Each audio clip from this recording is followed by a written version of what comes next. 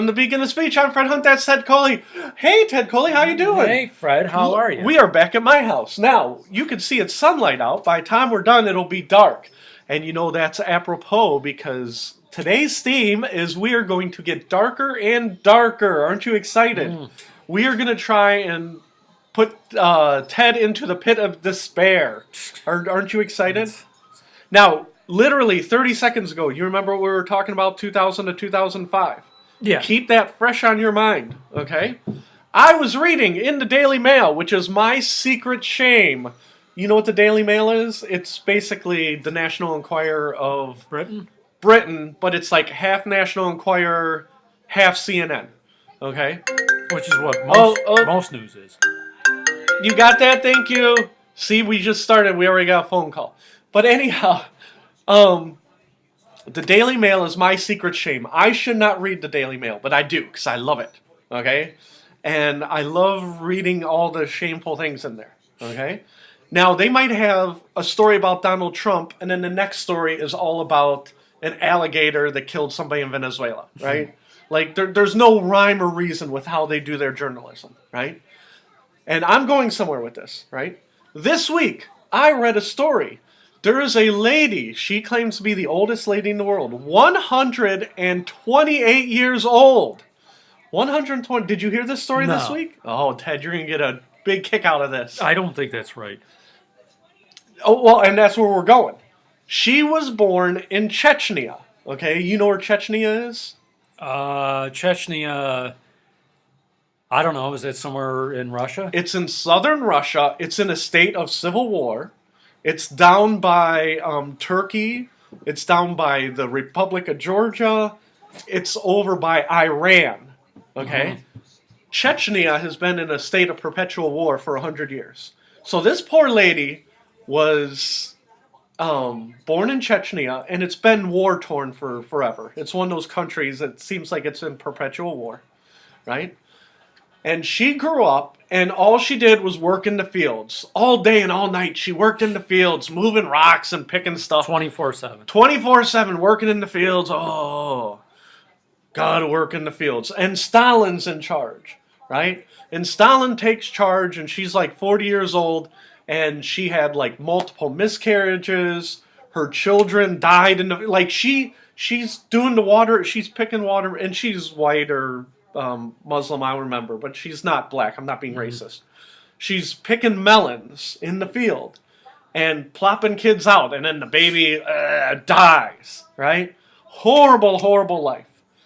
And when Stalin was taking all of, basically every third person in Russia and sending them to Siberia, they took her and her living children and her husband and deported them to Siberia. Wow. On the deportation papers, it said her birth date was 1890 or whatever it was, right? So she does not have a birth certificate. All she has is deportation papers from Chechnya to Siberia, okay? Once she's in Siberia, she's freezing her babushka off. She's having a miserable life. It's probably so cold that it preserved her. Well, she's having like a miserable frozen. Yeah, frozen and in time. she's trying to pick melons, and they're not growing in Siberia. Her husband dies. Her other children are dying. She's living a horrible life, and she's like 80 years old, and she's like, I hate Siberia. Siberia sucks, right? And I'm skipping over large portions, but there's a point to my story. I just want to go back to Chechnya and die. I just want to go. So they send her back to Chechnya. And they put her back in the field, and they're like, well, you're going to have to work. So she's still working the field, picking melons. And she's like 80 years old? She's like 80 years old. The only one who's alive is her and her daughter. And her daughter, at the time, is like 45, right? So they're living in Chechnya, and 10 more years, 20 more years, 30 more years goes by. They asked her this week, right? According to the Stalin, again, there's no birth certificate. According to the Stalin deportation papers, she is 129 if you do the math backwards, right? Well, the Guinness book says we cannot take Stalin's word for it. We don't think you're 129. You don't think Stalin would lie? What? Trust me, I'm going somewhere with this, Ted. Hold on tight. You ready? Why would Stalin lie? I know. But so she presented the papers to the Daily Mail or the Russian government. The Russian government wants to recognize her as 129 years old, for whatever reason.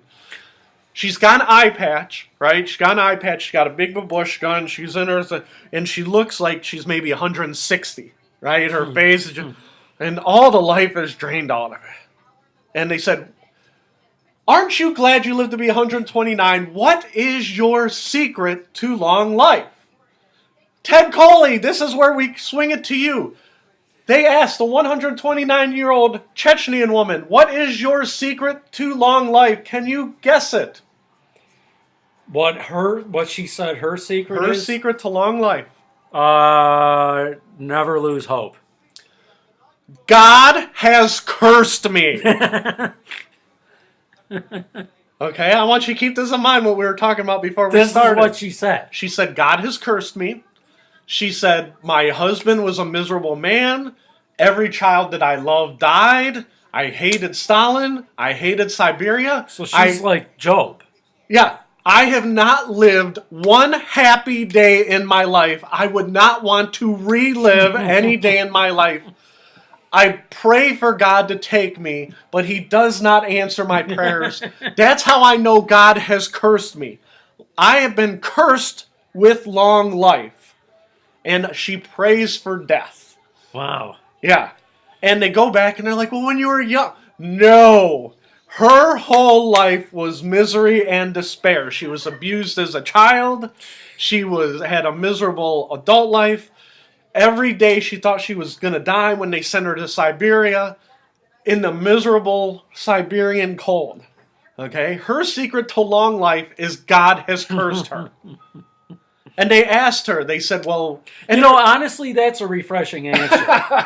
Because you hear these people who are like 100 years old and they say, oh, you got to keep moving or whatever. It's like, you know what? Some of it is luck. Some of it, you're just lucky you lived that. Well, that's what they said. They said, do you eat meat? And she goes, I eat meat now because when I was young, there was no meat to eat except for the rats. Right? And they said, so you eat meat? And they're like, do you drink? She goes, I am a Chechen woman, of course I drink. And they're like trying to find this secret. They're like, well, she drinks and she eats meat. And she said, one of the things that came out of the article was, they said, well, when did you retire? And she goes, well, I never really retired. I remember working in the field at 100 or else I couldn't eat. So apparently her secret to long life is God has cursed her and do not retire. So right now I think she literally sits there and I think her daughter, I think they said her daughter died at 102 years old. Oh my God. And I didn't get the impression she liked her daughter. And she's like, now that my daughter is dead. And they're like, well, when she died? And she's like, 102. So it's probably pretty recently. Yeah. Yeah, so so she probably depended on her daughter to give her scraps of food. And again, we're not talking about the elderly in Florida, you know what I mean, where you can put them in the nursing home, right? They said she's still sharp, like mentally. And she goes, oh, every day I wish for death. And I try to tell people I wish death would come, and people keep asking, it must be a joy. And she's like, I haven't had a minute of joy in my life. And they're like, well, it's only because you're 129 and you're having a rough time today. She's like, oh no. A life of pain and misery. Okay? Which... You know what'll probably happen? Things will finally turn around and then she'll die. And then she'll die. She'll get the Chechen lottery ticket. And the reason I wanted to bring it up to you is, me and you talk about this. You had said that at a certain point of your life that it wasn't horrible. You weren't in Siberia, but you wouldn't want to relive it like, oh, that was joyful. Mm-hmm. You're like, oh, I survived that and thank God. You know what I mean? Mm-hmm. So does that remind, because nobody's watching anyhow, right? Does that remind you of 2000 to 2005, The Plate? Yes. Well, you must have had a good time. Didn't they take you out to dinner? At your 20-year anniversary, didn't they take you out and it was like a gourmet pizza? And and you're like, no, it was pure pain and misery. I was thinking about this. Like when you say, there isn't anything that I would want to relive. Right. In a way, that you can actually put a positive spin on that, because that's sort of a way of saying that you want to do other things. Yeah. You don't want to relive. What's done is done. See, now you're being too positive. You're not going to be living to 129. Well, what I was going to ask you is, what is the recognized oldest person? Is it 116, 117? Yeah, it's like 118. It's 118. Somebody just died, and they were like 121, and now they're doing... What had happened is whoever died was 121, and they said, this person's 118, we want to recognize them. And the Russian government's like, oh, no, we got this lady who's 129. Go talk to her. And the thing is, because she's sharp, she's talking about, like, World War I, and she's like, I remember World War I when they were shooting at us. And it all checks out. All the stages of her life that she talks about all checks out to 129. The only thing that doesn't exist is the birth certificate. And, again, it's Chechnya. So wherever she was born, whatever hospital, has probably been burned down 4 times in her life. You know what I mean? So it's not like she doesn't have a birth certificate. Everybody born in Chechnya between like 1880 and 1910 doesn't have a birth certificate. You see what I'm saying? So it's not like she's trying to pull a scam. And they're like, how do you feel if you're the oldest? And she'd be like, oh, it sucks. But here's my question.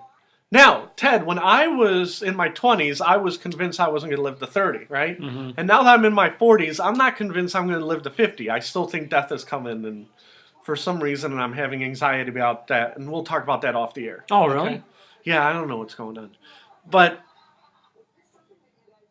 right now, just for math, say I'm 50, right? That would mean I'd still live for 80 more years, right? Fred Hunt, do you want 80 more years on top of today? Oh, no. No. Because we were talking about my grandfather earlier, and we don't want to talk about that on the air, right? I definitely don't want what he is having problems with, right? So my question to you is, you are 50. I'm going to be 50. You are 50. Do you want, you recently had a health scare, right? In your head, were you like, I want 80 more years? No, I don't think so. So you are not looking for 80 more years. No. You're good with what you got, and then maybe 20 or 30 more. Well, the weird thing is that I think about like the last 30 years. Right. And it doesn't seem that long ago, 30 years ago. Right. And judging how time seems to go faster every year. Right. When you get older, it's like 30 years from now I'll be 80, and that's probably going to go pretty quick. You know what I mean? Yeah. Oh, so you're up for the 80 more years? Oh no, not 80. No. But you're up for 30 or 40. Oh. 30 or 40 is good. I just, you just wonder what you're going to be like if you live that long. You know? Well, yeah. I mean? Because my whole thing is, I do Beacon of Speech, and I trip over my words. And when I'm editing things on the Beacon of Speech website, I'm still not... I feel like I have a deterioration of skills from when I was in my 30s and 40s. That's what they said about Kosar, remember? Yeah, exactly. What was the actual phrase? It was Belichick, diminishing. Diminishing skills is what Kosar had. And the reason he had diminishing skills is because he had no line. Yeah. Right? And it's like, I don't want to pick on Belichick because he's one of the greatest coaches of all time. Mm-hmm. But he handled Bernie Kosar poorly. Mm-hmm. And his whole thing is, I'm the boss. And Kosar's like, I'm the boss. Right? It's the tale as old as time. I think I'm in charge. He thinks he's in charge. Somebody's got to go. The room is only big enough for one boss. You see what I'm saying? Mm-hmm. But yeah, so back to the Chechenian woman. We are not up for 80 more years. And I'm pretty sure that I'm not going to be as sharp as this lady. You know what I mean? They'd be like, do you remember when you were working at Taco Bell when I was 20? And you're like, oh, yes, I do. I don't want to think about that. But, you know, she's thinking about war. So people are shooting at her, and she probably remembers Siberia clear as day. She's like, I remember when I did laundry with the 2 rocks, and I'm rubbing them on the frozen pond. Now, is Siberia, is the climate like similar to Alaska? Yes. Yes, it's very similar to Alaska, but not the Alaska coastline. Alaska, where Sarah Palin lives, in Juneau, it's on the coast. So all it is, it's almost like Oregon or Washington, where it's green, but it's colder. Mm-hmm. Living in Siberia is like living in Juneau, like in the Alaskan interior. Mm-hmm. In the summer, it gets up to 55. In the winter, it is brutal cold, and you are in the barren wasteland. Mm-hmm. And it's not like you can go to the ocean. You know what I mean? Mm-hmm. Where even Anchorage and Juneau, they're both warmed up a little bit. Fairbanks and Siberia, you're in the frozen plains, and it's just sitting there. The cold is sitting on you like, I don't know, a big giant cold fart. So, but the point of my story is that I do not wish for 80 more years, right? Now, maybe God will curse you and give you 80 more years. Yeah. When I'm 129, they're like, oh, you're getting Maybe you should use reverse psychology. Yeah, I'm going to trick God. God, I want 80 more years. Oh, well, we're going to kill you tomorrow. But, and I always say this, my grandfather, my mom's, not the one I was talking about earlier, my mom's father, I remember he got his first hip transplant. He was like one of the first people to get them. Well, he was like 50, so he was about my age, and then he had 3 of them. And he said every time he had a hip transplant, once it healed, he felt great. You know what I mean? So I'm not saying that they're not going to download my brain into a robot body or they're not going to put robotics on me, okay? What I'm saying is I don't want 80 years as... That would be funny. Yeah, yeah, that would be. But I don't want 80 more years as the old Chechnyan woman. You're looking at her. She's in Chechnya. Again, dirt poor. And it looks like her clothes are like falling off of her. And she hasn't changed in 20 years. You know, it's the same set of clothes. And she doesn't have an artificial hip. She doesn't have an artificial arm. She doesn't have, you know, she's got, it looks like dried bloody gauze on one eye. And they're like, oh yeah, So you actually saw footage of her? Yeah, I'll show you the picture afterwards. Welcome back. Jamie's upstairs. But so she's got the eye patch, so she doesn't even have like anything to help her sight. And they said, well, she has vision problems. I'm like, oh, you mean that old infected piece of gauze over her eye? Did she have nice teeth? I honestly didn't look at her teeth. But she had been through the mill, and she's not getting modern health care. Mm-hmm. You know what I mean? She doesn't have Obamacare. She didn't have Obamacare. She didn't have Stalin care. She didn't have Gorbachev care. She got you're going to keep working. And again, I think, I don't have the article in front of me, but I think she said she worked to 100. Wow. And then she couldn't work anymore. But it's not like she's retired, because if she doesn't, like, go out and kill the goat, then she doesn't have food for that. You see what I'm saying? So, like, people in Florida, you know, like, Grandma Jane and Grandpa Joe, when they're in Florida, you know, they still have people bring them food and, you know, take care of them and do the thing. You know, our old Chechen friend, she's still working it, right? I'm sorry, Ted. I had to bring it up because when you were talking before we started, and we were talking about God cursing us, I just thought that was the funniest thing in the world, because I can't believe that's what she said. God's curse was her secret. So let's talk about more awesome downer things. Me and you were talking about the Denver Post earlier this week. Do you remember when we started talking about the Denver Post? Yeah, I remember you mentioning that. The Denver Post is the largest newspaper in Denver, I believe it is. And for the last 20 years, as the newspaper industry died, right? Again, we're back on the topic of dying. The newspaper industry has slowly been dying for 20 years. Some venture capitalist, or vulture, I call it venture, I think it's vulture capitalist, came in said, I'm going to buy your newspaper for $500,000 or whatever the discount rate was. Owner of Denver Post said, "Oh, where do I sign?" I mean, they couldn't sign fast enough. Oh, I don't care if you pay me in gum or what, as long as it's $500,000, right? They take over and they're like, and everybody's like, "Yay! You're gonna bring back the Denver Post to its former glory." And the new guy goes, "Oh, no. You're laid off, you're laid off, you're laid off, you're laid off, you're laid off. You stay, you're laid off." And I think the article said they went from 75 people working for them to 10, right? And they said, instead of having original content, we're just going to get stuff from AP, from the wire service, and shove the newspapers full of stories that, it doesn't matter when they get there, right? And now, do they have to pay for those AP stories? They do, but it's like pennies on the dollar. You know what I mean? Instead of, let's say you're a reporter, right? And you make 50 grand a year. Because AP is what, Associated Press? Yeah, Associated Press. Well, what does that mean exactly? I mean, is that just a bunch of journalists? Yeah, what Associated Press is they're a bunch of journalists, but they have their own website, right? And your newspaper can pay Associated Press $100 for an article. And Associated Press is like, we got 100 people paying us $100 for it, and I don't know what the cost is, so if I'm way off, you get the point, right?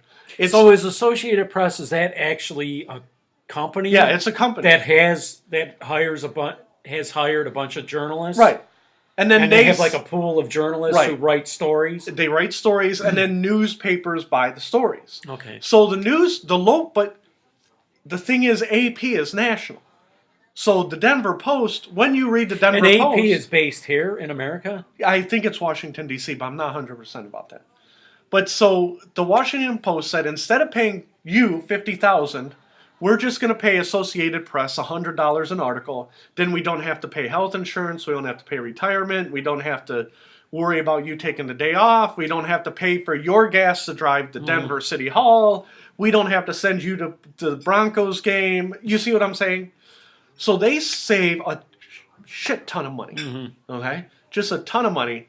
And so when they dumped all their journalists, all of a sudden, they're in the black, right? The newspaper's in the black. Now, they're still losing, like, here's subscriptions. They're still going down, right? Subscriptions are still going down, but because they cut costs faster than they were losing subscriptions, they went into the black for the first time in 20 years.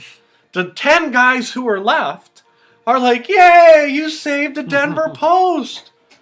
We love the Denver Post. Now we're going to hire some of those guys back, and we're going to start growing. We're a newspaper. You guys did it. The new owner says, no. Here's the deal. Newspapers are a dying business. We're going to take this rock, and we are going to squeeze every ounce of blood out of it, and then we're going to terminate it, and then we're going to write a loss. So from the time we bought it to the time we sell it, we'll make money, but we don't care about reinvesting, and we don't care about the Denver Post. All we care about is draining profit out of the paper for the last years that it exists, right? And the last 10 people are like this. You're not going to save the Denver Post? And they're like, and so just imagine your job, right? And when I say your job, whoever's watching, right? The owner says, in a few years, we're not going to exist anymore. We're going to squeeze every ounce of blood out of this. And then everything goes in the garbage. You go in the garbage, the trucks go in the garbage, the newspapers, everything goes in the garbage. We're done, right? That has to be incredibly demoralizing. And then where else are you going to work? If you're a journalist, you can't, like the Denver Post, once you're one of the 10 guys, you can't go over to the Denver Times, because there is no Denver Times.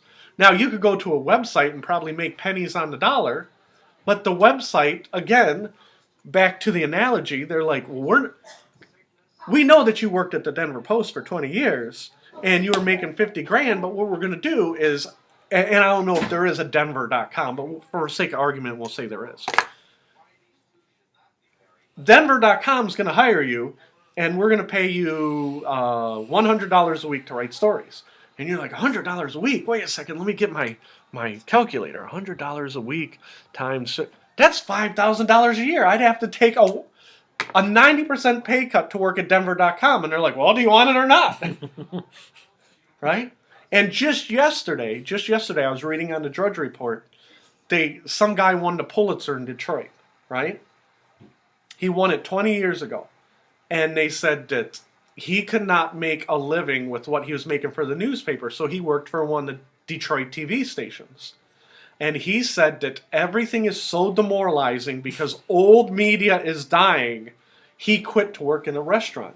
And a reporter, and I remember what newspaper it was, but I saw it on Drudge Report, they said, I went to see my old friend to see how he's doing because I haven't read any of his articles lately. And he goes, well, I quit to work in a restaurant because I needed health insurance.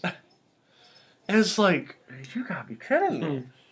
I mean, this is America, and you can't make a living doing that. You see what I'm saying? And he won a Pulitzer. And he was a writer for 20 years? Yes.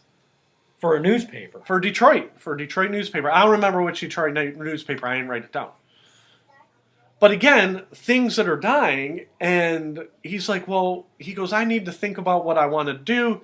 It's so cutthroat because there's so few people left, and they're trying to squeeze the blood out of the rock again, back with the analogy.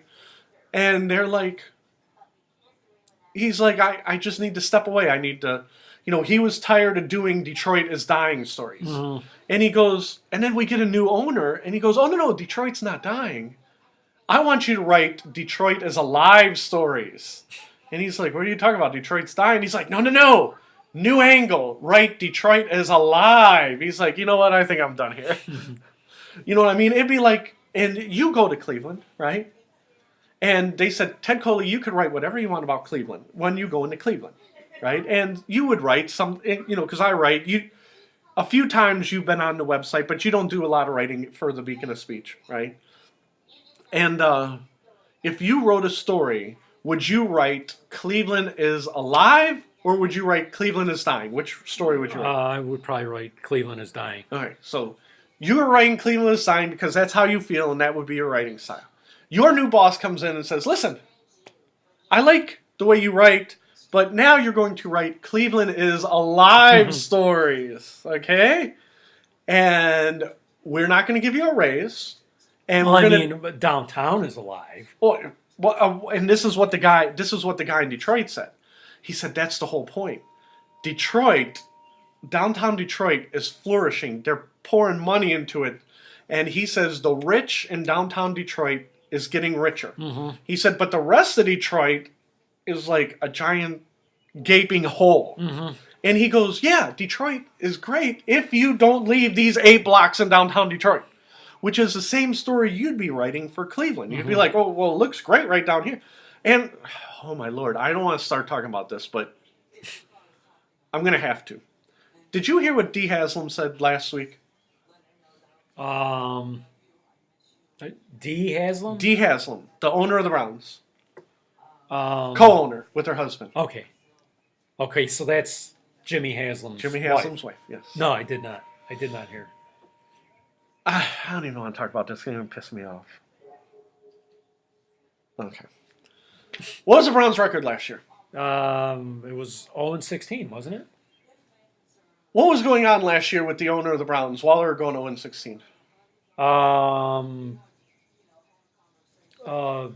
The Flying J, the Pilot Flying J, they were scamming their customers. Jimmy Haslam either knew they were scamming them, which is bad, or he didn't know they were scamming them, and that means you have an out-of-touch owner, right? So either way, it's not like a good scenario.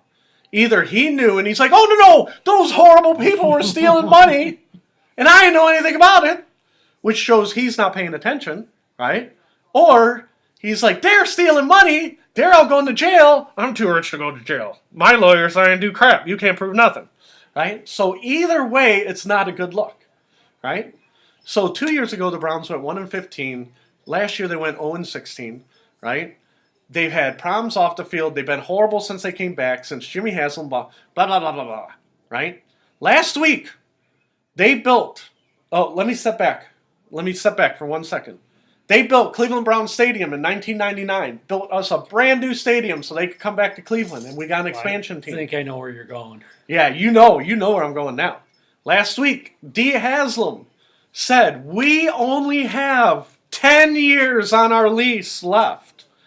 We want to start the ball rolling on discussions for a new stadium, despite their new stadium being 19 years old. Is that what it would be? 1999 to 2018, 19 years old? Yeah. And they don't just want a new stadium, Ted. They want it to be a stadium/entertainment complex, like in LA for the Rams and the Chargers, right? Where it's going to be part of downtown development. Now, here's the trick question. And I know one of the reasons I respect Ted so much is because he knows what the score is. And he doesn't BS, right? Ted, what is stopping the Haslams from building a giant $1 billion complex right now and building a new stadium and a new shopping and entertainment district right now? What's stopping them from doing it right this second? They don't want to pay for it. Oh, you win! Yay!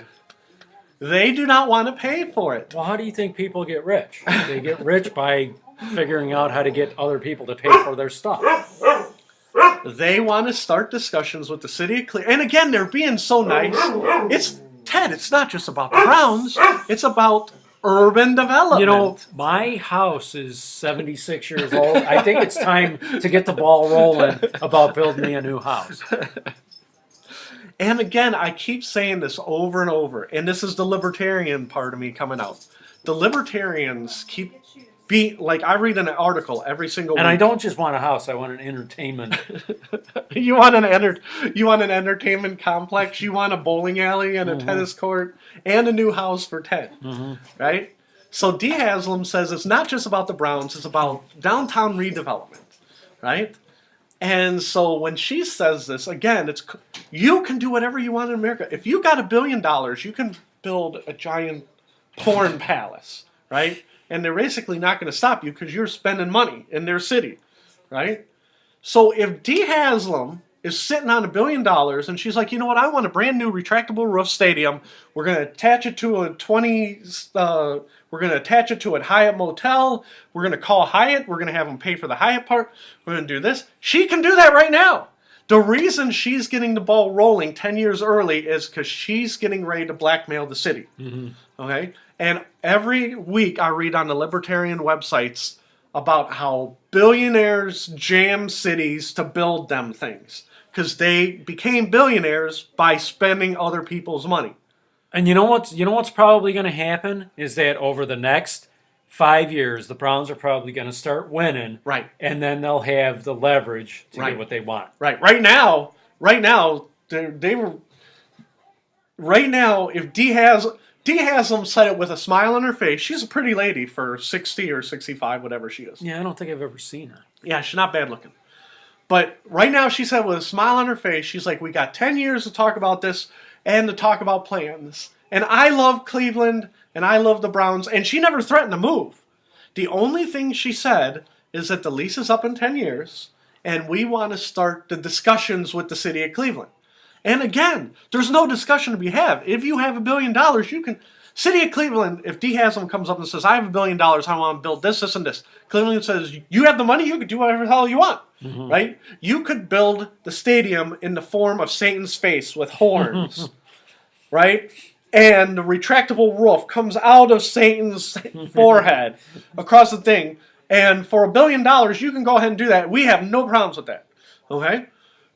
But that's not what she's getting at. Because you're right, when they're good, that's when the talk's going to be like, now we got to get serious about how much money you're going to give us. And all these places, even, I'm trying to think of how many places got built like with no public funding. Even the Dallas Stadium, I think it was 75-25 I think Jimmy Jones paid 75%. I think Dallas paid 25% or something. Oh, really? Jerry Jones? I think Jerry Jones. There was one stadium, like in all of America, where it was more than half the owner and less than half the state. And I think it was Jerry Jones, but I'm not 100% sure. I could have it backwards. Now, I should know this, but the current Brown Stadium, how did we fund that? I think that was all syntax. Okay. I think that might have been... So that's the same as, even though it wasn't built at the same time, it's the same as... Yeah, I think it was like syntax, education fund, this, that, and the... I think it... Don't quote me on it, but I think it was 95% public, 5%... If we weren't online, I would just look it up. When we get upgraded, we need Ted, somebody has to pay for my second computer so we can do this, and then I can research who the one owner was who spent more than 50%. But you see what I'm saying? It's like nothing is stopping her. And I'm going to keep saying it. For 10 more years, we're going to be talking about it over and over, Ted. Because... Now, what do you think, how do you think, because you know we'll probably give them what they want. Yes. Because at the end of the day... How do you think we're going to fund that? Is it going to be like... Are they going to increase the syntax, or is it going to be like more red light cameras? Or I read that. Oh, I didn't read it. I heard on 92.3 The Fan. I want to give the proper thing. What they did, and they used the Indianapolis model. Okay, and you know where Indianapolis is. I'm not telling you any secrets, right? I think they said it was 80-20, 80 public, 20% Ursays. Okay. And again, this is from memory, so if it's off, don't hold me to it later and say how stupid I was, all right? They took a 5-county tax. Right now, Gateway is only one county. So for the Indianapolis Stadium, I believe it's Lucas Oil Stadium, they took 5 counties. And then they put a syntax in all 5 counties, which would be 5 times as much as what we're getting here in one county. Because basically it'd be like Cleveland and all the suburbs. You know, like Mentor and Brunswick and North Ridgeville, where I'm at. Right now I don't pay syntax. Under a new proposal, I probably would. So what they do is they charge you, and this is the Indianapolis model, you put a tax on 5 counties, and then you also tax motels in 5 counties, $1, like... Everybody who stays in all the motels in 5 counties, $1 of your bill. So say you stay in a place for $89, $1 goes towards a syntax, right? And then there's a third prong to the fork, and I'm drawing a blank of what it was. But it was like an entertainment tax. Every time you buy a ticket to Brown Stadium, Indian State, like every stadium, $1 went to build Lucas Oil. You see what I'm saying? Mm-hmm. And I think even like small places, like say you went to see a play, I think it was like an entertainment tax. And again, I don't remember how that shook out, so don't hold me to it. I just remember it was 3 prongs.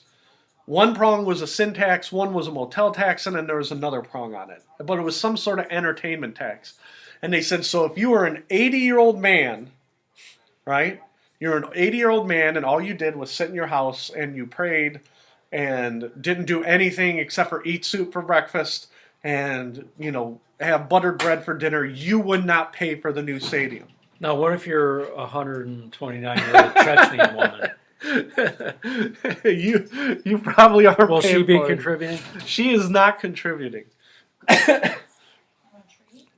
But so...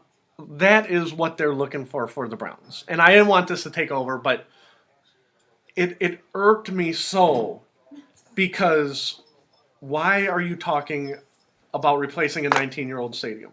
You know what I mean? And again, we are not... Name a city that you think is doing good. In your head. Like, if I... A city that's doing good. I don't... Houston. I don't know. Yeah, Houston. We'll use Houston. Houston's doing good. Okay? Houston's growing leaps and bounds. Right? Say you took $1 billion out of the Houston budget and you built a brand new stadium. Right? Now, Houston did just buy a new baseball stadium. You would be like, Houston is doing so good, they could take $1 $1 billion and flush it down the drain, right? Now, Houston might not. I would have used like Seattle because I think of all those, Google, Amazon, all the tech centers out in Seattle or San Francisco. You know what I mean? Where if they lost $1 billion, they're like, oh well, I'll just go make another one. We're gonna go tax. We're gonna go tax Google $1 billion and go. No, come over here, tax us, right? $1 billion is a lot of money for Cleveland. You know what I mean? And they're not going to go for a cheap stadium if they. She's not even talking about a stadium. She's talking about a complex. And she's like, oh, well, we just. And another thing with Lucas Oil in Indianapolis, they have a bunch of. It's like a convention center slash. They have a football stadium, but they have all kinds of conventions and other sports in there too. Right now, Brown Stadium is basically used 8 times a year for 8 games, 2 more times for preseason, playoff games if they ever made the playoffs, right? And then 1 or 2 concerts a year. Kenny Chesney, do you remember back in the 70s and 80s? And Municipal Stadium held 72,000 people. And Municipal Stadium had Browns games, it had Indians games, it had I remember seeing the Beach Boys. How many times did Pink Floyd come through? Pink Floyd came through. Didn't Bruce Springsteen fill up Municipal Stadium, 70,000 people? I think so, yeah. Led Zeppelin, they came in Municipal Stadium, right? That's actually where I saw the Eagles. The Eagles. In 94. Right. So you see what I'm saying. Municipal Stadium was a dump, but they still used it at least 100 days a year. Oh, yeah. Would you say that's fair? Yeah. They use it 100 days a year if you include the Indians. Brown Stadium right now is used 10 times a year. And then if you count Kenny Chesney, I don't even know if a rock band can fill it up anymore. Say Eagles came back today. I don't even think they can fill it up today. Okay, because they're filling out, they're doing the arena tour. Don't get me started on the Eagles. Yeah, don't get started on the Eagles. But so they're doing arenas, which is 20,000 seats. I don't think the Eagles could fill up Brown Stadium now. You see what I'm saying? But the point is that they want, not only do they want you to build the stadium, but they want to build it so there's more use for it. And again, if Haslam's get part of parking, and who's the biggest country artist today? In my head, it's Garth Brooks, but he retired. Is he still that big? I don't know. We'll use Garth Brooks because I know who he is. And I don't think any rock acts could fill Brown Stadium. I think Garth Brooks could fill Cleveland Stadium, right, under the right circumstance. Him and some other country artists, they're having country jam. Like Luke Bryan or something. Yeah, Luke Bryan and Garth Brooks. They fill up Cleveland Stadium. Okay? The Haslams want to say, well, that's our stadium, even though we didn't pay for it, right? And we get part of concessions, we get part of parking. Even though the Browns are not playing, we're still making money. You see what I'm saying? Mm-hmm. And so that's the angle. That's the scam. Okay? And the Haslams, oh, no, we love the Browns. Again, let's pretend like we're the dads. I'm a dad, you're dad age, right? Mm-hmm. You have a 19-year-old stadium. You're going to play in that stadium until it's 100 years old. You're going to use it just like Municipal Stadium. You're going to use it until it's all dried up and shriveled up. And it's going to smell like piss after 50 years. And you're going to keep playing football in it. I just remember the way the old stadium smelled. Oh, it smelled horrible. I mean, it was just... I think even if you cleaned it within an inch of its life, it was in its DNA. It's in its DNA.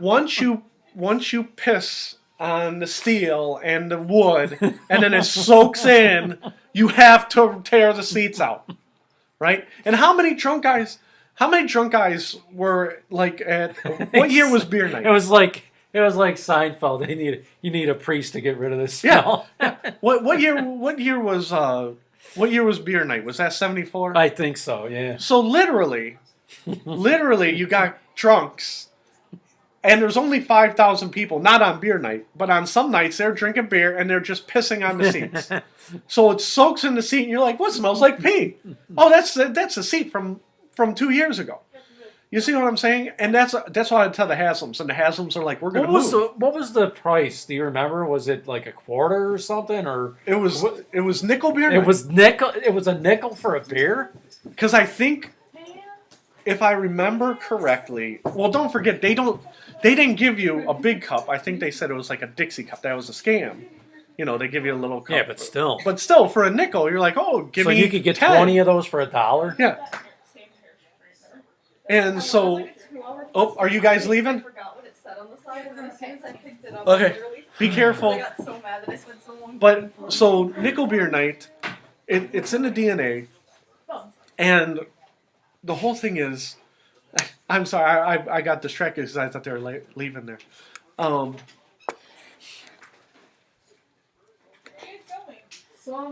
who's going and who's staying? All of us are going. I just can't find my flip flops. Is Jamie going or staying? I I think Jamie's going with them. Okay. But the point of the story is that D Haslam wants to move. Okay? Unless she gets a brand new shiny toy. Right? And if I was a dad, I'd be like, no, you're staying there. Like, we're going to move. I'd be like, no, you're not. I'm going to kick your carpet bagging asses out of here. Okay? And you can sell the team, and they're going to play in the piss-soaked stadium. And I want to hear you whining about it. We don't have any money in this goddamn city. You're going to play in that crappy stadium. Right? If you want to spend your money to build a brand new stadium, you go ahead. It's just so funny because D Haslam brings that up after an 0-16 season and doesn't think anything of it. Nope. You know why? That's how you get ahead. Ted, you know what? And that's exactly right, because business is business. Oh, it's nothing personal. You know, we just want a new stadium. Hmm? You can't have any shame. No. In order to succeed in life, you have to have no shame. No shame. And again, if they were a great team, great owners, where they're like, you know, we bought the team, we spent $200 million, we've been in the playoffs 6 straight years. What would they be asking for if they were good? Oh. If they were good, they'd probably try and break the lease. Where do the Titans play? Do they play in Knoxville or do they play in Memphis? I don't know. Wherever they play, I think it's Knoxville. I think it's Knoxville, Tennessee, but I'm not right. I'm not not right. I'm not sure. If the Haslams were successful and they were making money hand over fist, they'd be like, we're just going to move the team to Memphis. You know, they're going to move it. There'll be 2 teams in Tennessee. You see what I'm saying? Mm-hmm. Say they're in Memphis, then they would move them to Knoxville. And they'd be like, well, screw you, Cleveland. You can sue us. We'll throw $100 million at you to leave. Were they in Nashville ever? Maybe they're in Nashville. I said Knoxville. But I meant Nashville. It's Nashville, Tennessee, right? Yeah.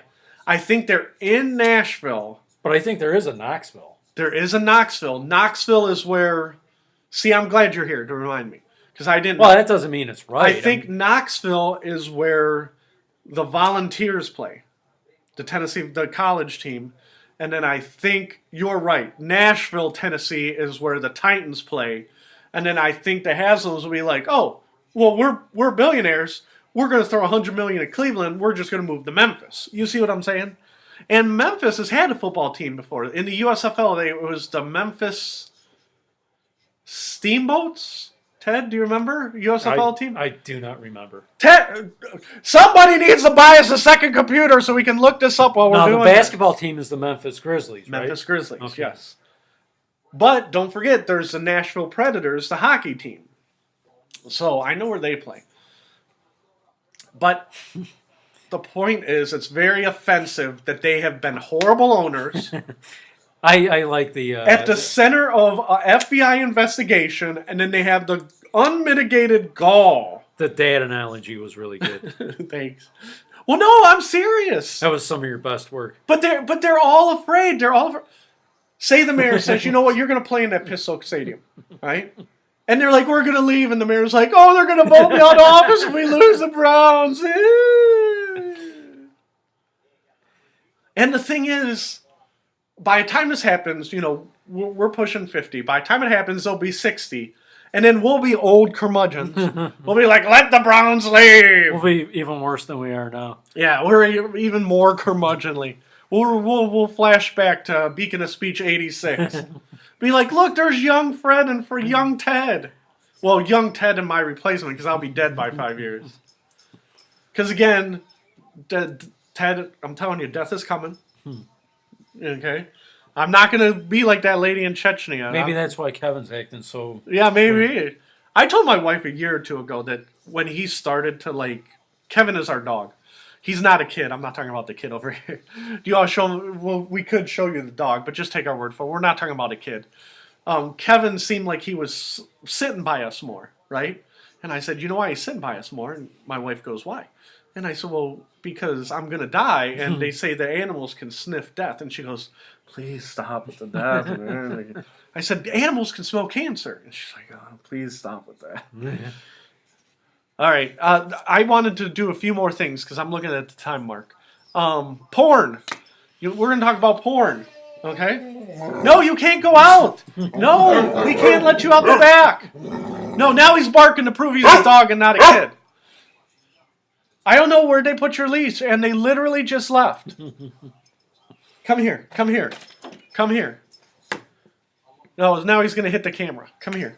Kevin, come here. Over here. Come here. Okay, look up. Kevin, there's Kevin. That's the dog. He doesn't, apparently he's camera shy. Okay, I can't take you out because we're doing Beacon of Speech, Kevin. Come here, over here. Listen, you can't go out. We just took you for a walk. What happened is right out back, I put fertilizer out there, so we can't take him out back. And then everybody left, and they just took him for a walk 10 minutes ago because we can't let him out the back. Just make sure he doesn't pee on the floor, and then my house will smell like Municipal Stadium. Anyhow, pornography.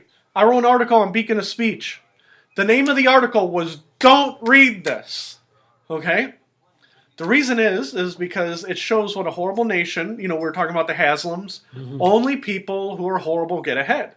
Right? Now, I wrote an article called Please Don't Read This. And the odd thing is that only people who are horrible get ahead, and those are the people that people look up to. Yeah, yeah. So it said, please don't read this. Not please read this. Please don't read this. And it was the top websites in America, right? The number one website when it comes to most hits, right, was Google, right? I think it said 4 billion or 5 billion people go on Google a day, and then like every time you clicked a search, like say we were talking about the Haslams. Oh, you're going to ask me questions, aren't you? Yeah. So, so Google, when you go to Google, that counts as one, and you look up the Browns. You look up the Browns, that counts as 2. Then you look up the Haslams, that counts as 3. And then you look up Municipal Stadium, that counts as 4. So I'm not saying 4 or 5 billion people go there a day. I'm saying they do 4 billion hits a day. Does that make sense? 4 billion hits a day. 4 to 5 billion hits a day, right? And that's one day, right? So I saw this article and it said most popular websites are pornography, right? So number one in America is Google, and I believe number 2 was Facebook, right? Pornography, right? Did I already tell you the answer? And then while I was yapping, how many pornography sites are in the top 10? If you did, I wasn't listening. How many pornography sites are in the top 10 in America? This is the question for me. This is the question. How many pornography sites are in the top 10? Right. And you said number 1 and 2 were Google and Facebook. Google and Facebook. How many pornography sites are in the top 10? Right. I'll say 3. Bingo! Very good. Sites number 6. You can't go out! 6, 7, and 8. Come here. No, you can't go out. You were just outside. 6, 7, and 8 are pornography. Okay? Now, come here. Come up here. Come up here. Come up here. Come here. Yes, I know. But we can't take you out in the middle of the show, and everybody just left. And we just took you out 10 minutes ago before they left. So that means, I think number 10 was eBay. Okay, so number 1 was Google, 2 was Facebook, number 10 was eBay, and I think they said eBay was getting 500 million hits a day. And so that means the pornography sites, number 6, 7, and 8 in the nation, were getting between 1 and 3 billion, depending on which site it was. So that means every time you're like, Hot Jenny. Oh, Hot Jenny. Oh, let's see what Hot Jenny does in this video. So that counts as 2. I'm tired of Hot Jenny. I already seen that. That's not original. Let's go for Hot Girl Nancy. Okay, and then you're. So it's not a billion people, but it could be 100 million doing it 10 times. 100 million times 10. 100 million people a day looking at pornography is still a lot, right? What's 100 million times 10? That is a billion, right? 100 million times 10? Right. Yeah. So if there's 300 million people in the United States, and 100 million of them conservatively, that means 1 in 3 people you see are looking at pornography every single day. Okay? Now, do you see more than 3 people a day? No, yeah. Yeah. So that's a crap load of people. And in the article, what I said is Marilyn Manson, 20 years ago, sang about this as the pornography nation. Well, it really is now. You know what I mean? And people are not hitting the Vatican website at 1 billion hits a day. And now you'd be like, oh, well, that website's not getting 1 billion hits. What happens is you go to the porn search engine. I think they said one of the top 3 was, I'm trying to remember the name of the site. It's a porn site? It's a porn site, and I can't remember the name of it. But they said the small sites aren't getting 1 billion hits. What's happening is the search engines like Google, right? So you go to the porn search engine, and then it directs you to the porn site, right? So basically, your 1 billion people are going to the middleman, right? And I remember Walmart. Walmart was like number 20 in America. CNN was like number 25. Like, more people were visiting porn sites than CNN. And even if you don't like CNN, you must admit, you watch CNN, right? Well, not very often. Well, but- okay, but I'm going to make it even worse. You watch Fox News, right? Fox News wasn't in the top 50, okay? So it is logistically possible that 10 times more people were watching porn than watching Fox News, okay? And you're like... Now, do you know, okay, you said the first 2 were Google and Facebook. Now, do you know, like, who were some of the ones 3 through 7? Yeah, 3... I think it was 6, 7, and 8 were porn sites. Oh, okay. And I think 3 was Yahoo for some reason. Yeah. I think... Okay, so you got to go 3, 4, and 5 then. Yeah, 3 was Yahoo. I think 4 was... it was another, like, search site, and I can't remember what it was. But I remember eBay was, like, 10. And... they were all very familiar sites. Walmart was like 28. No, am I like gonna show you how illiterate I am as far as computers? Is Yelp one of them? No, Yelp was not one of them. Yeah, but what is that? Is that like a search engine? Yeah, you're looking. Yelp is more like I want to see the local restaurant, and you do a Yelp. See, I don't know what I'm talking about. Well, but that's the whole thing.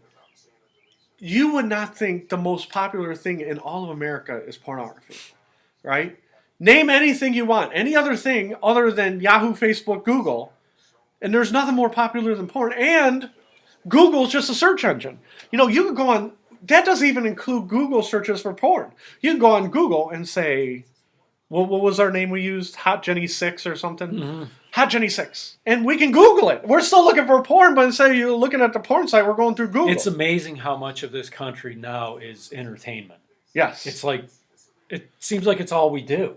Ted says all the time. It seems like people are racing around at the speed of light trying to entertain themselves. Yeah. You know what I mean? Ted has told me this at least 12 times off the air. I hope I'm not breaking your confidence. We don't make anything anymore. Yeah. What do we do? And me and Ted used to talk about this when we worked together all the time. We'd be driving around at work, you know, driving around the van, right? Mm-hmm. Driving around the van, and it's 12 o'clock, and the interstates are full. Mm-hmm. It's like, well, who's working? Right? And how many times, I know I told on Beacon a speech, at least on one occasion, I would come home from work, right? and it would be 6 o'clock at night, and I would drive down the street, and all the garbage cans were in. Mm-hmm. And my garbage cans were the only ones that were out. My kids didn't bring them in. They're horrible kids. They're not horrible kids. They're good kids. I'm just teasing. But I'm going down the street. My garbage cans were the only ones not in. I'm like, who's working? Every week, my garbage cans are the last ones out. It's and to only add 6 insult o'clock. to injury, the people, they look at you and they say, why aren't your cans in? Yeah. Why are because I was working? Yeah. Sorry, I was at work all day. Why didn't that lazy bastard bring his cans in? But Ted says it all the time. Who is working? And then you listen to conservative websites, and I've heard this on, not Glenn Beck, Rush Limbaugh. More people in the history of man are not working in the United States today. Now, some of them don't work because they're retired, right? But I think he said something like 90 million people in America just don't work. Mm-hmm. Some of them are retired. Some of them have injuries. Some people are special, and I understand why they don't work. But he said that's 1 in 3. Now, go back to the porn analogy. Say 100 million people look at porn and they go to 10 hits a day, or 10 searches a day. I'm sorry, not 10 hits a day. 10 searches a day for porn. That means 1 in 3 people that you look at are looking at porn through the day. Okay? Same thing with the Rush Limbaugh analogy. 1 in 3 people that you see during the day don't work. That's a lot of people who don't effing work. Mm-hmm. And you see a lot of kids. If they're not working, they're kids. My poor grandfather in the nursing home, he's not working. He's 95. He shouldn't have to work. Like the poor lady in Chechnya. She's 100. She's breaking rocks. This sucks. Even she was working. So when you say we don't make anything anymore, because everything is entertainment. Mm-hmm. And even though we do Beacon of Speech and we bitch and moan about whatever I say, and then you laugh at me afterwards. But I mean, if we really wanted to make money, right, and all we cared about was money, we could be like, you know what? I'm done with Ted. I said what he had to say. You're done. You're off. Okay? I'm going to hire a hooker. We're going to set up a porn site. Okay? We're just going to throw a mattress on the floor. And Ted's done. Okay? You're out. You're gone. You're done. Okay? And then I could either produce the pornography, or I could be like, oh, well, that hooker, she's not too bad, so we'll line that up. And next thing you know, we're making money. Well, what are we contributing to society? Right? We are contributing nothing to society. Literally nothing. It's like, again, back to the Satan analogy. Satan's like, good job, Fred. You are spot on. For 50 goddamn years, I've been whispering in your ear, start a porn site. You start Beacon of Speech because you can't listen. The devil's like, Yeah, Fred is so stupid. So anyhow, so I'm running my porn site on the side, right? he's whispering in the ear. You can't hear us. Yeah, yeah. This one right here. If he whispered in here, I would have picked it up years ago. But the point is that, like you said, what are you contributing to society? Our friend Cliff, right? He works for Alcoa. And every day when I see Cliff, I say, how's Alcoa? He goes, oh, same old, making airplane parts. Cliff contributes to society by making parts of the airplane, right? They take aluminum and then some go to cans, some go to airplane. Well, very few people we know actually do that, where you're like, oh, all airplanes need parts. That's contributing to society. Yeah. Right? And now you could say Beacon of Speech doesn't contribute to society, but we're not making any money. Okay? I still work and I still provide a service, right? And you still provide a service. Okay? But it goes back to the rich don't care. How do we get rich? Okay? If you have no moral fiber, you can be like, I came up with the best porn site ever, and 1 billion people are hitting it, and we are making money hand over fist. Okay? And, again, everybody can do, their own thing. Again, back to the libertarian thing, you can do your thing. But there's got to be some, filter in your mind where you're like, I will not do literally anything for money. You see what I'm saying? And it seems like a lot of Americans have lost that filter. And on and again, you have to be better on your own, but like we'll use Facebook as an example. When I started on Facebook, everything was happy birthday, look at my niece, we were at a concert. It's now all Facebook is it's a lot of political ads, and we want ads. How can you monetize Facebook? Right? Everything is monetized. Now, people are watching this and they're like, oh, Fred's a communist. Share every... No. If all I'm saying is, and we'll use the airplane parts, okay? There should be some value in work. Now I sound like Mike Rowe, from Dirty Jobs. I was going to bring him up because I was watching that. Yeah, I think go it was ahead. last week. Go on. And I know that show's 10 years old or whatever. I was watching reruns, but I really like that. And his whole philosophy is, the reason he has such a following is because he says there is a value in work. Okay, he goes, there are some Americans who can't work because of mental, faculties aren't there. And that happens. I think they said 1.8% of the population See, and that's another thing. is not mentally capable. And I don't think it was done on purpose, but I think what's happening now in this country is that you're given the impression if you don't make like big money, basically you're just wasting your time. Right.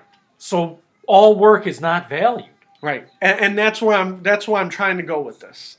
The people who work are looked down on. You work, you're the sucker. Yeah. The great American scam is for me to make money and make you work. Well, what happens is you become too top heavy.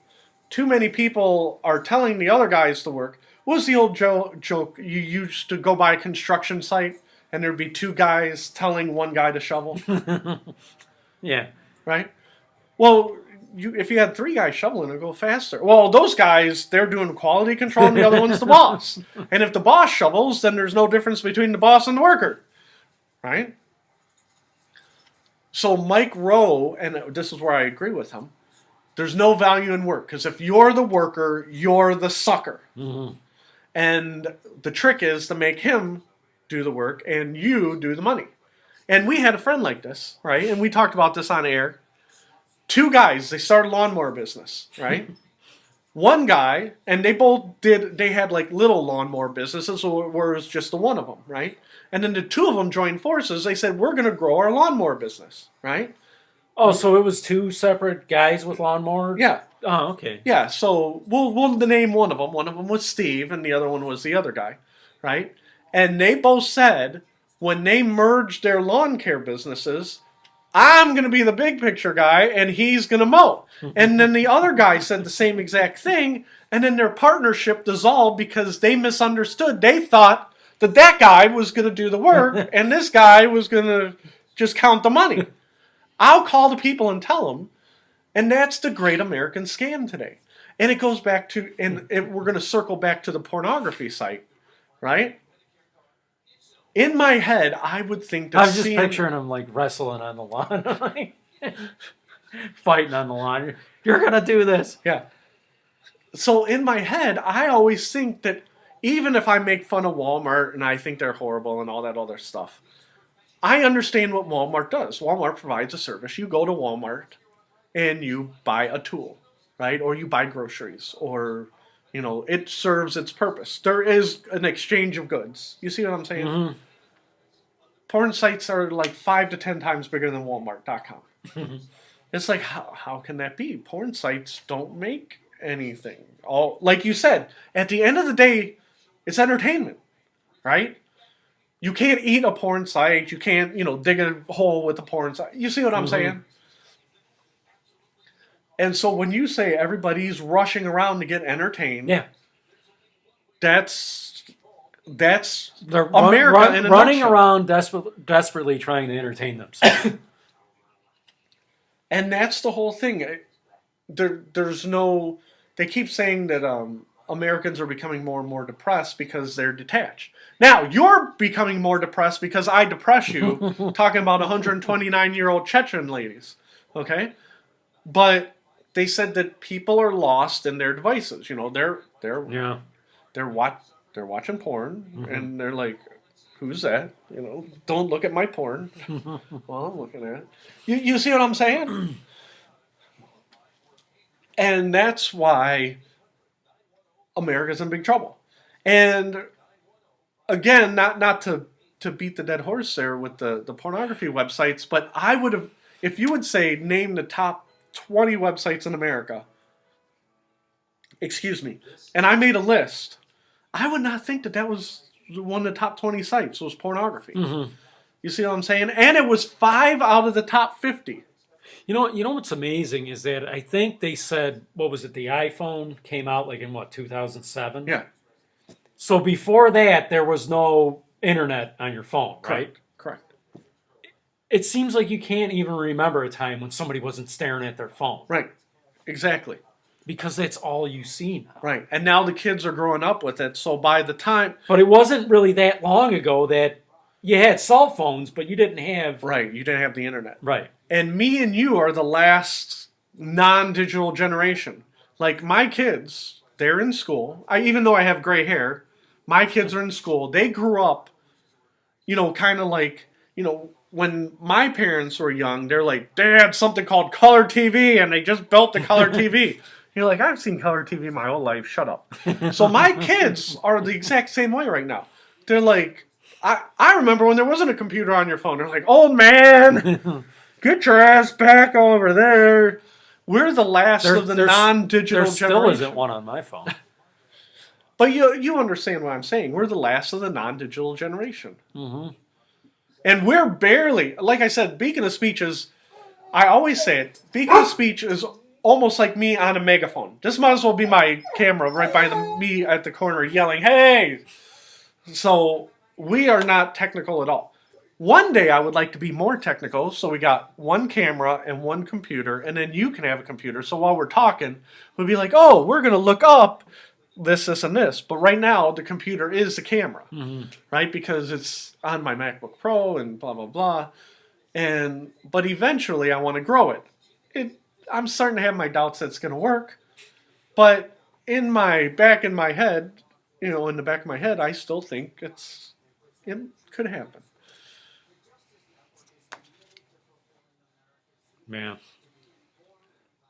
No, but I was thinking of that. It's like, because, even when you're driving, it's like every other person you see is at on least, the cell phone. Yeah.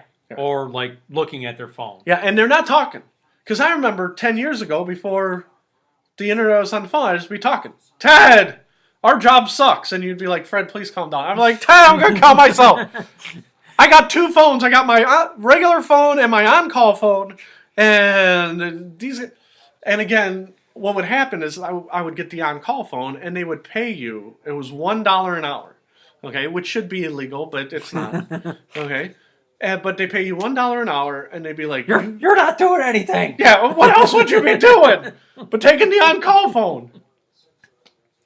But the point is, it only sucks if you get a call. Yeah, if you don't get a call, you just got a free $1. Here's a free $1. Take another free $1. I don't know why people aren't lining up to do it. Because my time is worth more than $1 an hour. No, it's not. Says you. Yes, I know you. Your time ain't worth crap. But says you. Yeah, I know. There was one other thing I want to talk about because I'm looking at the time. We only got a few minutes left. I watched a documentary on Netflix, the story of Brian Wells. Okay, and what happened is 15 years ago, there was a pizza delivery man. Okay. And he got called out to a radio transmitter, a radio tower. And he said, yeah, here's your pizza. Bunch of guys jumped him, placed a collar bomb on his neck, right? And they gave him a list of, they said, you have to rob this bank. After you're done robbing this bank, here's a scavenger hunt where to get these keys. After you get the keys, you can unlock the collar bomb and it won't blow your head off, right? And what happened is the guy got caught right away as soon as he robbed the bank, right? He got caught, and the Erie, Pennsylvania police said, "You sit there." And he's like, "Listen, they're going to blow my head off if you don't unlock this." And they're like, "Just sit there and shut up." He's like, "No, it's a real bomb." They're like, "Shut up." He's like, "I'm not lying, it's a real bomb." Well, he's saying he was asking the police to unlock. Yeah. Well, they didn't have the keys. They didn't have the key either. And so they said, "Well, why would anybody put a bomb on their neck?" "I didn't say I put on, somebody put a bomb on my neck." And they're like, "Why would anybody do that?" "I don't know." Right? "I don't know." So he's surrounded by police cars, and they're not right there. You know, they're like 100 feet back. Yeah. And all of a sudden, they call the bomb squad, and the bomb squad's like, "We're on the other side of Erie," which I don't buy for a second. Erie's not that big. It's not like New York City.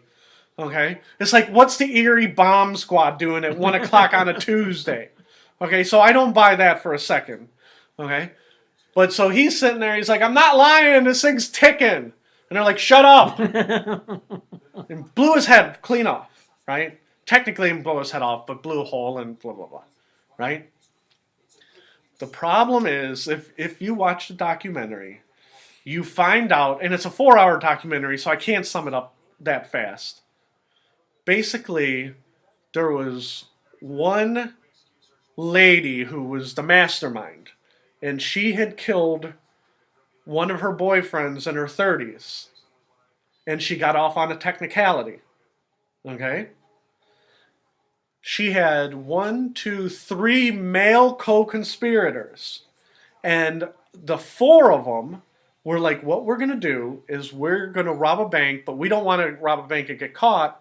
We're going to strap a bomb on some poor slow guy," right?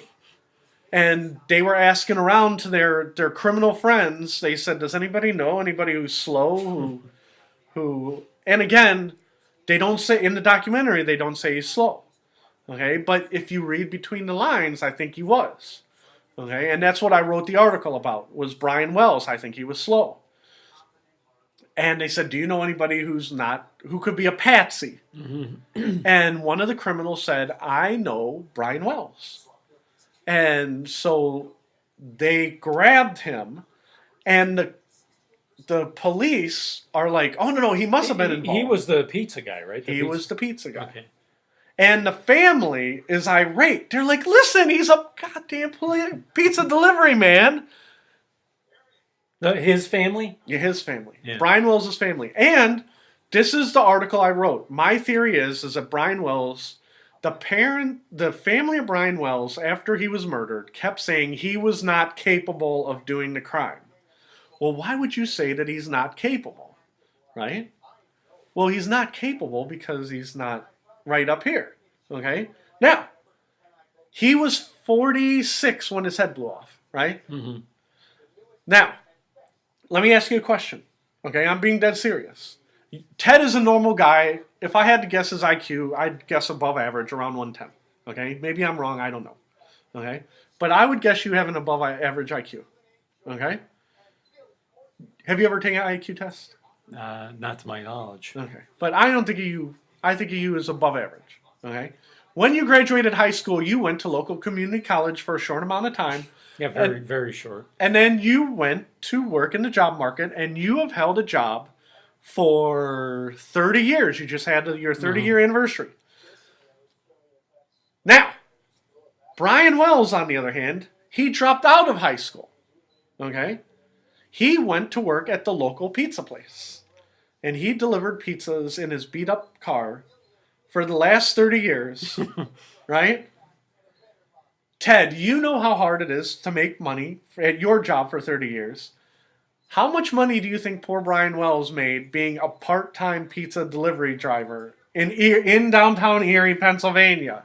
Not much. Right? And he didn't work for Domino's. He didn't work for Pizza Hut. He worked for Mamma Mia's mom and pop. Yeah. Right? And they said he was getting off work at 2 o'clock. How much money do you think he made 2 that o'clock day? in the morning? Or? 2 o'clock in the afternoon. Oh, and 2 o'clock in the afternoon. How much money do you think he made working the 11 to 2 shift? Now, I used to run a Taco Bell. Okay, I'm not afraid to admit that. We used to have people who weren't special, but they weren't normal, right on the line. And I would bring them in, and they would work 11 to 2, and they would take orders, and they would do trays, but they couldn't make orders. They couldn't work the drive-through. And I'm laughing because we've known each other a long time, and I'm thinking about like some of the stories you told. oh me. yeah, and so I would have people, and you don't call them slow because it's not right. It's not politically correct, but they were. Right? I would hire people at Taco Bell who could barely handle Taco Bell, and they would work 15 hours a week. And I'm like, somebody has to be paying for their rent because they're like 35 years old. Mm-hmm. I would love to work at Taco Bell from 11 to 2 and work out great and make, $6 an hour. You should have started acting slow. Yeah. Can I have it? So my whole point of the thing is that if the Erie Police Department and the FBI, they kept saying he was a co-conspirator. Well, even if he's slow, all these master criminals are coming up with a plan and building a bomb, and they're like, what's your skill level? He's like, I can deliver a pizza. Right? And the whole thing is they show the family on the documentary, right? But you don't want to make the victim look bad, right? You don't want to say that they killed, and you don't want to call him retarded either, because he's not retarded, right? If you were retarded, you couldn't have a driver's license. You see what I'm saying? Mm-hmm. But there's a special category, and I'm going to ask you the same question I posed in the article. When you were growing up, you grew up in Brecksville, correct? Well, Maple Heights. Maple Heights. Yeah. I'm sorry, you lived in Maple Heights and moved to Brecksville. I always get flipped around. In Maple Heights, did you know a guy in the neighborhood who was slow? Who was like the neighborhood slow guy? Yeah. Okay, now, just don't say last name, but first name. Do you know? Well, actually, there were several. But just name one. Pick one that sticks out in your memory. I'll say Joe. Joe, okay.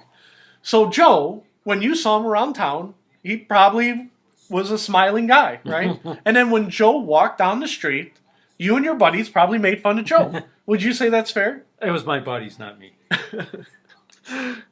I said cut that out. And so, yeah, don't be mean to poor Joe. He is slow. Joe is slow, not Joe Kaufman. He's awesome, right? Every community has a guy who's not retarded, but he's slow, and he's got some job working 15 hours a week, at a local fast food joint or a local pizza joint. And not to interrupt, but Go ahead. I think every neighborhood had a guy who you were afraid to go by his house. Right. He was like a hermit or whatever you want to call it. Absolutely. And that's why when they're talking around this poor guy, this Brian Wells, and all I can think of is he was probably the neighborhood slow guy. And that's why and that's why when they got the bomb on, they said, well, when he robbed the bank, he was casual. Well, yeah. He's like, go rob a bank, or we're going to blow your head off. Okay. Like Forrest Gump. Yeah. Right? Let me see my options. Rob a bank, blow my head off. Yeah. I think I'll rob the bank. Yeah, exactly. And he didn't try and argue or okay, well, I guess I got to rob a bank. Right? And again, law enforcement is in a horrible spot, because I don't mean to pick on them, because one of the Erie cops said, this had never happened before. The collar bomb, this is a brand new crime. Yeah. We've never come across a collar bomb crime. And that's why it's so fascinating, because what was the end game? I think it was the FBI said that they retraced the steps. How much time between the collar bomb going off and where the keys were.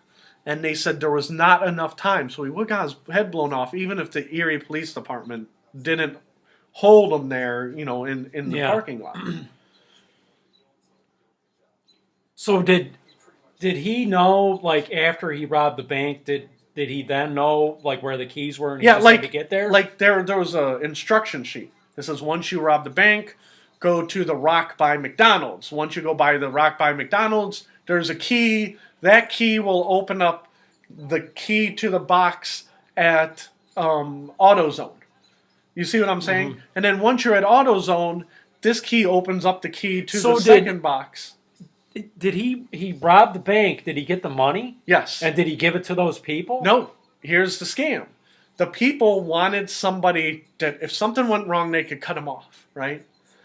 So in the note, it says, give us $250,000 or we're going to blow this guy's head off, right? And so he handed it to the people at PNC Bank, right? And people at PNC Bank's like, holy crap, it's a bomb. You know, they don't know if it's real or fake in their defense. And they said, give him $250,000. And the bank manager goes, hey, we're not going to know $250,000. Just give him a bag of cash. And again, it goes back to my theory that he's slow. They gave him a bag of cash, and they said, here's $250,000.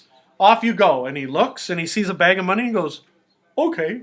And he leaves, right? How much do you think they gave him?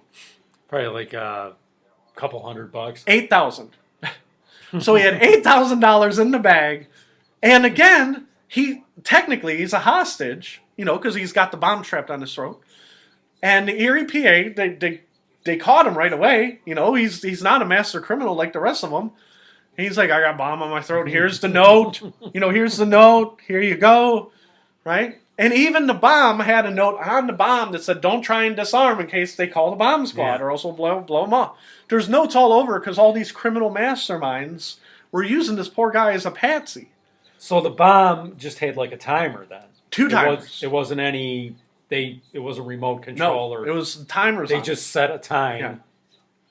And so that's why, you know, he's getting agitated because at the end he's like, hey, bomb's ticking. Bomb's ticking. They're like, shut up. We called the bomb squad. Now shut up. So, but the point of the story is that for years and years, they're like, we don't know if he was involved. We don't know if he was involved. There was a pre-robbery meeting, and we think he might have been there. Well, it's possible he could have been there because you could have ordered the pizza the day before and said, I want to see what Brian Wells looks like. Call in the pizza, and he delivers the pizza. So it's feasible he could have been there.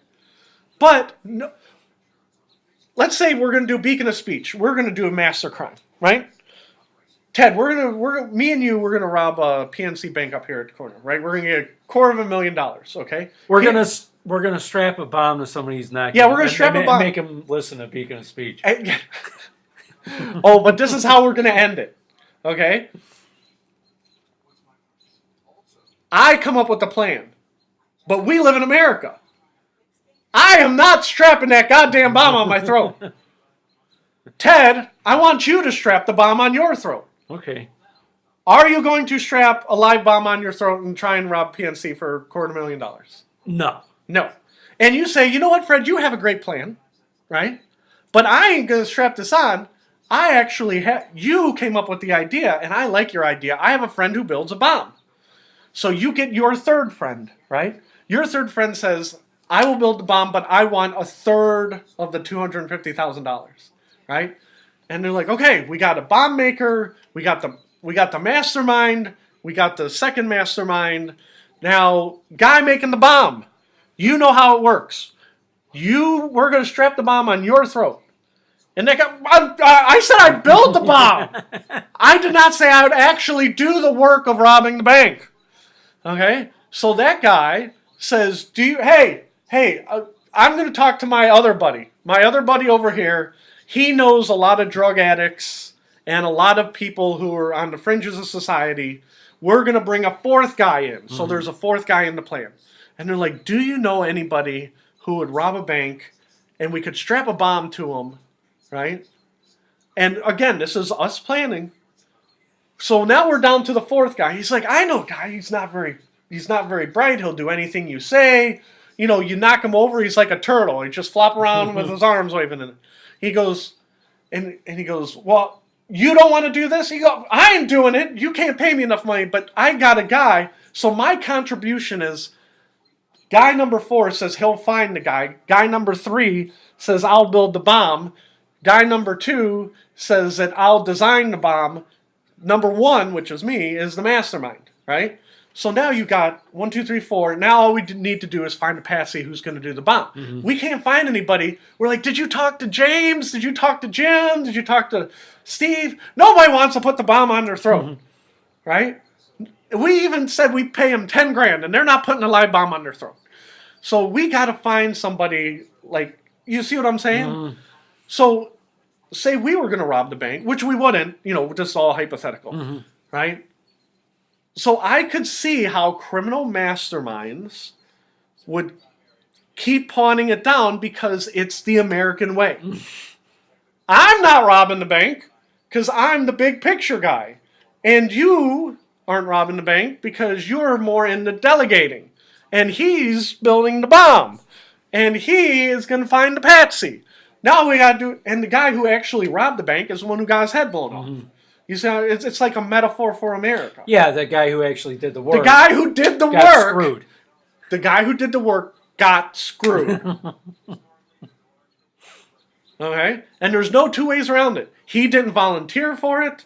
He was a poor guy who got jumped and strapped it out. And then to make matters worse... Now, here's another question I have for you. You said that they talked to that guy's family. Yeah. Now, I'm assuming he had no criminal history. Oh, no, he had a ton of criminal history. Oh, he did? Yes. Oh, okay. What's his name? Brian Wells? Brian Wells. He did have a criminal history. He did have a criminal. What do you think mastermind Brian Wells was criminal background? Criminal background, I would say... He robbed the bank. Really? Before? No. He robbed the PNC with all the masterminds. But what were his crimes before? Yeah, what were his crimes? I'll say like petty theft. Yeah. Like minor drug. Minor drug? You're exactly right. Minor drugs, prostitution. Prostitution? Not he was a prostitute. He frequented prostitutes. Okay, so he got picked up for I think he got picked up for solicitation. But in the grand... No petty theft? No petty theft? Just No. Minor drug and... Minor drugs, prostitution. So basically, they got a guy, so somehow, in 46 years, all he ever did was minor drug offenses and prostitution. But the FBI said, well, he stepped his game up. And now he's part of this master bank robbing ring. And again... So that's apples and oranges. Yeah, you know apples and oranges. And the poor guy, again, I know slow people in my life who have gone to prostitutes. Okay? Because they can't meet a girl. You know what I mean? Which re-emphasizes that's going to happen. You know what I mean? And if he does drugs, if he's a poor guy in downtown Erie delivering pizzas, that makes sense too, right? Yeah. Because, again, and back to my analogy at the beginning of the year, or at the beginning of the show, not at the beginning of the year. Well, it's funny. America is all about pornography and entertainment. And all he's doing is getting high. And see, and the funny thing is when you said minor drug violation and prostitution. I think it was solicitation. The first thing that I thought of was there's a lot of people who would argue that those things should be legal. Right. It is a lot of people don't even consider that really crime. Yeah, it is a big step from drug possession to bank robbery. Big step. The mastermind, which in our analogy, say was me, okay? She was tried for attempted murder, okay? The other mastermind, he had tried to scam the government for like $250,000. You see what I'm saying? They were real criminals. And they're like, how do we get away with this crime without doing the crime? You see what I'm saying? How could we rob a bank without really robbing a bank? So did they find the other people who were involved then? Yes, because all the master criminals, and this is the funny part, the master criminal in the case of Brian Wells was a female, right? And as soon as the plan started to fall apart, she's like, oh crap, they're going to turn me in because I'm the mastermind. Hey, bomb builder. You remember building that bomb? He's like, yeah, I'm going to turn you in. Bam. She killed him. Wow. He's dead, right? Other mastermind, right? She's like, yeah, this plan fell apart, and we had to kill this guy. Was this after the bomb went off? Yeah. So the mastermind, again, in this case, the analogy was being me. Mastermind goes, hey, I had to kill that guy because he was going to rat us out. So you, again... Now wait a minute. I should... Go ahead. I should know this, but how did the police trace it back to these people. You know what I mean? This is right here, right at this step. Mastermind, right? You're looking at the mastermind. Killed that guy because he was going to go to the police, right? Mastermind turns to co-mastermind and says, Well, what I'm saying "Oh is, no, is that, right at this step. I'm going to explain to you right now." Mastermind turns to co-mastermind. I just killed him. You're going to help me get rid of that body, or else I'm going to kill you. Okay?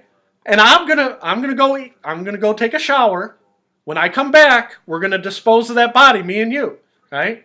You turned around and went straight to the police and said, "Oh, the mastermind is him. He killed her. She's gonna kill him. She said she's gonna kill me. She's in the shower. Come arrest her. I had nothing to do with this. I didn't even think about killing Brian Wells. It was all her and that dead guy right there. That dead guy killed him." But what I'm saying is, before the bomb went off, what did Brian Wells tell the police? Who the people were? Brian Wells was slow, right? When they put the when they put the bomb on his neck, right? He goes, "I know what you look like," or whatever. And they said, "No, you tell him it was a bunch of black guys doing it, or else we're going to kill you on the spot." And because he's slow, he's like, "Okay." So the cop said, "Who did it?" And Brian Wells goes, "Bunch of black guys." Right? And they said they knew he was lying right there. Right?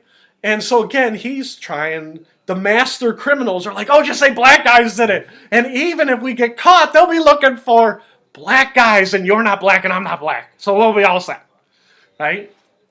And like I said, we're not robbing the local PNC. I'm trying to use the analogy so we can point at each other so Ted can understand. Because he didn't watch a documentary. Okay? Be very clear. So it all fell apart because the main person killed a co-conspirator, was going to kill that co-conspirator, and was then going to kill that co-conspirator to save their own ass, which is another analogy for America. The guy on the top cuts layers off to save himself, and then that guy is the genius. And if you watch the movie of the Brian Wells murder, the person who was in charge of it, the lady, right? She's like, "I didn't do all this. Those guys, everybody." It was all a bunch of. It was almost an analogy for corporate America, right? And the guy who turned everybody in and said, "Those guys were all involved except for me." And he goes, "Oh, you know what? Brian Wells was involved too. He did it, not me. I was just like sitting there and I was playing poker, and they were talking about it. And I'm like, whoa. We're just playing poker. We're having a good time, right?" So the poor guy who got screwed, the poor guy who was murdered, he was murdered by a bunch of scumbag criminals, and then after he died, the FBI and the Erie Police Department said, "Well, we think he's a co-conspirator," and they murdered his reputation afterwards. They're like, "Well, he saw prostitutes." Well, if you go by that, again, one in three people today have watched pornography. Not in their lives, today. So as we walk through the mall, 1, 2, 3, watch porn. 1, 2, 3, watch porn. 1, 2, 3, watch porn. 1, 2, 3, watch porn. And you're looking at those people, and you're looking at some really ugly people, and you're looking at old people, and you're looking at 13-year-old boys, and you see what I'm saying?